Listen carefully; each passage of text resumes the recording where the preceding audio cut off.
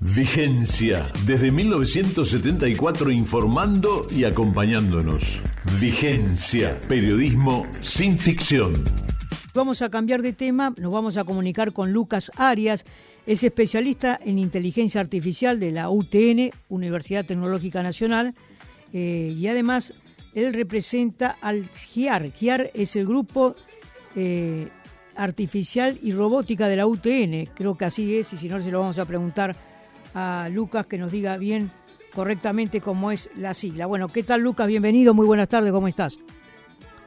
Todavía no. Bueno, mientras que Juan establece el contacto, vamos a hablar precisamente de inteligencia artificial. Usted sabe que cada vez tiene más auge, no solamente en Argentina y en el mundo, tiene distintas aplicaciones, por ejemplo en medicina, donde ya incluso se opera en algunos casos utilizando inteligencia artificial, se puede ayudar en los diagnósticos. Y bueno, y es una herramienta que recién aparece, pero que seguramente, como todo, ¿no? A medida que pasen los años, no sabemos los alcances que va a tener, ¿no? ¿Cómo funciona? Bueno, se lo vamos a preguntar a él, además de una aplicación. Bueno, ¿cómo se crea esta inteligencia artificial? ¿De qué se nutre? ¿Todo lo que aparece está chequeada la información? ¿O pasa como en algún momento aparecía información que no estaba chequeada? Cuando Wikipedia, por ejemplo, cuando estamos hablando hace muchos años atrás. Bueno, de este tema y otros más vamos a hablar con él. ¿Qué riesgos hay al utilizar la inteligencia artificial? ¿Está relacionada con el delito informático? Bueno, un montón de temas más. Son muchos que seguramente vamos a charlar con Lucas. Nos dice Juan, nuestro productor, que ya está comunicado. Lucas Arias, especialista en inteligencia artificial, como les decía, de la UTN, Universidad Tecnológica Nacional. Lucas, un gusto saludarte. Bienvenido. ¿Cómo estás? Hola, ¿qué tal? Muy buenas tardes, ¿cómo están? ¿Todo bien? Encantado de estar acá con ustedes. Del mismo modo, bueno, la inteligencia artificial para muchos recién comienza a aparecer, para otros ya no tanto, están más familiarizados, pero bueno, decinos sintéticamente, para quienes no conocemos bien, ¿qué es la inteligencia artificial? ¿Cómo se nutre? ¿De dónde reúne tanta información? Bueno, algunos datos como para tener una idea, ¿no? Perfecto, bueno, en realidad inteligencia artificial tenemos entre nosotros hace muchísimo tiempo. Tengo el lujo y el honor de trabajar junto al GIAR, que es el Grupo de Inteligencia Artificial y Robótica de la UTN de Buenos Aires, que por ejemplo desde 1986 trabaja, investiga y desarrolla inteligencia artificial. Entonces podemos darnos una idea que por supuesto en un principio era para usos corporativos, entidades financieras, estados, bancos, etcétera. Y con el boom de la inteligencia artificial generativa, que es a partir del ChatGPT, que se democratiza el acceso, que empezamos a ver este tsunami de cambios drásticos dentro de la industria misma, como también empezar a comprender la inteligencia artificial generativa como una tecnología de propósito general. ¿Qué quiere decir esto? Que viene a modificar la vida y la civilización tal como lo hizo la luz eléctrica, la maquinaria a vapor, la imprenta y demás tecnologías que terminan siendo de uso común y aplicables de manera transversal a todos los sectores de la sociedad, de la industria, de los mercados y de las relaciones humanas. Entonces, hay que entender también fundamentalmente que cuando hablamos de inteligencia artificial hablamos de ciencia de datos y, como bien vos decías, son muchísimos los datos que se necesitan para entrenar estos cerebros artificiales, capacitarlos, como también potencia para hacerlos correr, digamos, además de suministro eléctrico, por supuesto. Son muchísimos los recursos que se mueven y no es tanta magia como todo el mundo piensa, sino que también involucran muchísimas veces cantidad de científicos de datos y trabajadores de la tecnología y la economía del conocimiento que están a disposición de entrenar los modelos, curar los contenidos y etiquetar también esta materia prima que son los datos, como también eliminar todo aquello que pueda inducir a estos cerebros artificiales a confusiones, sesgos algorítmicos y demás que presentan infinidad de desafíos, problemáticas con respecto principalmente a la soberanía de los países, la ciberseguridad y la cultura.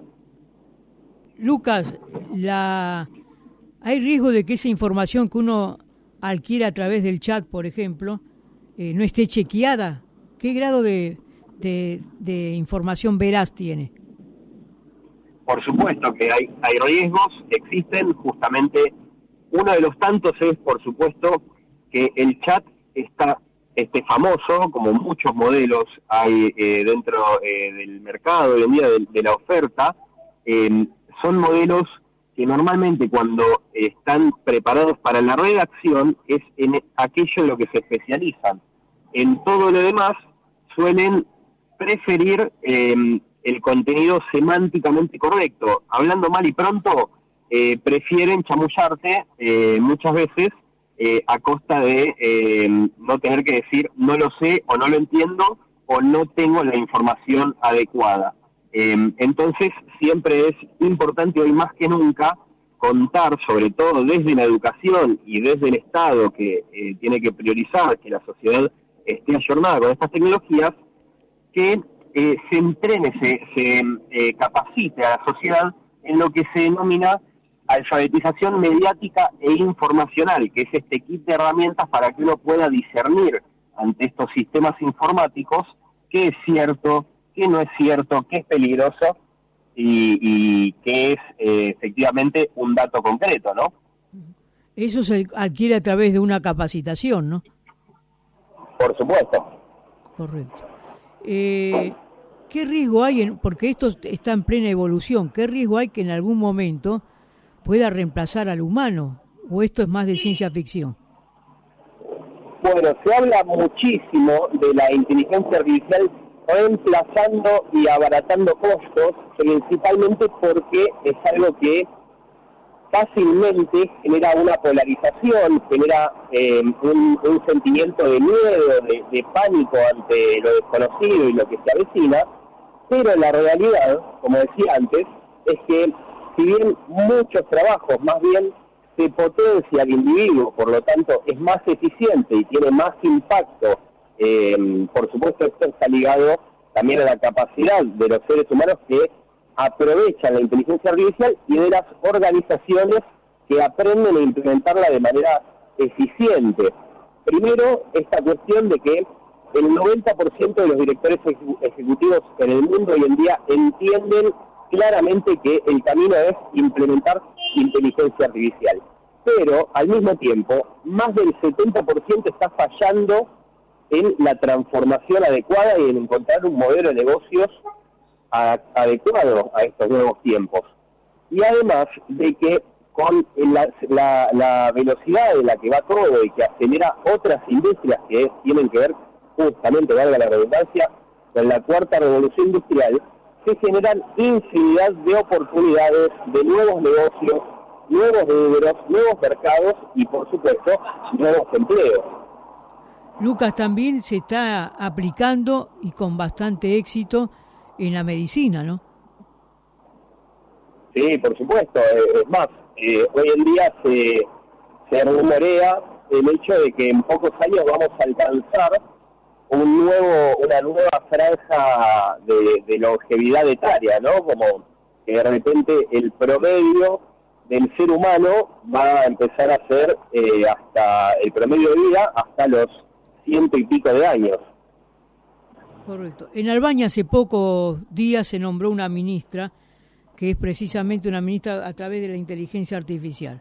¿Esto tiene un poco más de promoción o es concreto? ¿Qué rol puede cumplir? Para mí, en esta instancia de cómo viene todo, es una mezcla entre promoción y una búsqueda por la innovación. Vamos a ver cómo resulta. Uno de los argumentos es que tratar de que las licitaciones no tengan algún nivel de corrupción. La inteligencia artificial es incorruptible teniendo en cuenta que la creó un hombre, un ser humano, ¿no? No por sí sola, y por el contrario, muchísimos modelos de inteligencia artificial hoy en día carecen de estándares de transparencia, trazabilidad y seguridad también en un marco legal adecuado. Hoy estamos en un gris muy, muy marcado y muy salvaje para algunos aspectos, como digo, principalmente regulatorios. Yo diría que no podés confiar únicamente en la inteligencia artificial, tenés que sí o sí contemplar otras tecnologías complementarias como la blockchain, que te puede garantizar este tipo de estándares. Y ahora sí, la última, no te queremos quitar más tiempo. Bueno, se habla mucho de delitos informáticos, lamentablemente ocurre cada vez con más intensidad. La legislación, por lo menos en Argentina, ¿está acorde al desarrollo de la inteligencia artificial o todavía está un paso atrás y hay algunos grises que no puede controlar? No, hay muchos grises. Hoy en día, en torno a la inteligencia artificial, en el marco regulatorio, te podría decir que seguimos flojos de papeles. Incluso el señor Goyan, que preside la Comisión de Ciencia y Tecnología de la Cámara de Diputados, hizo apresurarse quizás demasiado este mes con sacar a votación un proyecto de ley que buscaba generar una especie de Frankenstein entre todos los proyectos de inteligencia artificial. Alguien que salió a difundir muy vivamente, más allá de cualquier cuestión ideológica, es Martín Yesa. Y tengo que decir que estoy de acuerdo con Martín en esto de que no hay que precipitarse a aprobar cualquier cosa. Sí, por supuesto, hay que ser ágiles y ponerle foco a un asunto que es fundamental para el desarrollo industrial y económico, como también la seguridad de la civilización y del país en sí. Pero no veo que realmente los diputados estén a la altura, o no lo están presentando, por lo menos. Correcto. Lucas, te agradecemos este contacto, seguramente en un futuro nos volveremos a comunicar. Muy amable, gracias. A ustedes, por favor.